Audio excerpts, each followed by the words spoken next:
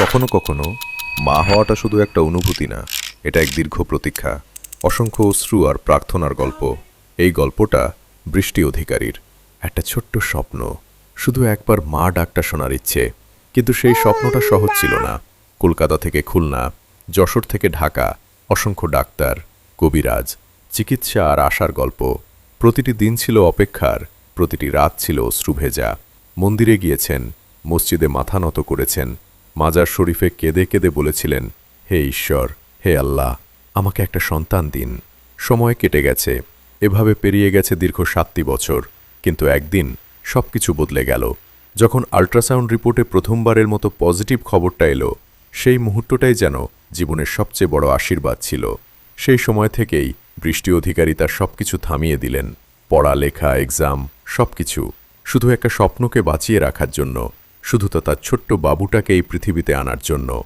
কিন্তু এই পথটা একদম সহজ ছিল না। লড়াইটা ছিল কঠিন।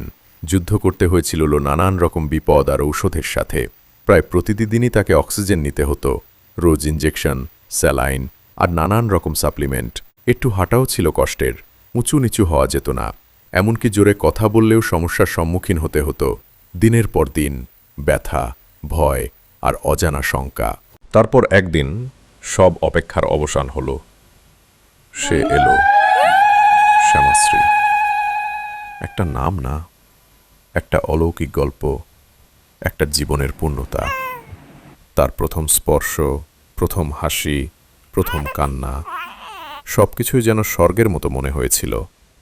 যে বৃষ্টি অধিকারী একসময় কাঁদতেন সন্তানের জন্য, আজ সেই বৃষ্টি অধিকারী হাসেন সন্তানের সাথে। আজ শ্যামাশ্রী শুধু একজন সন্তান না, সে সবার প্রাণ।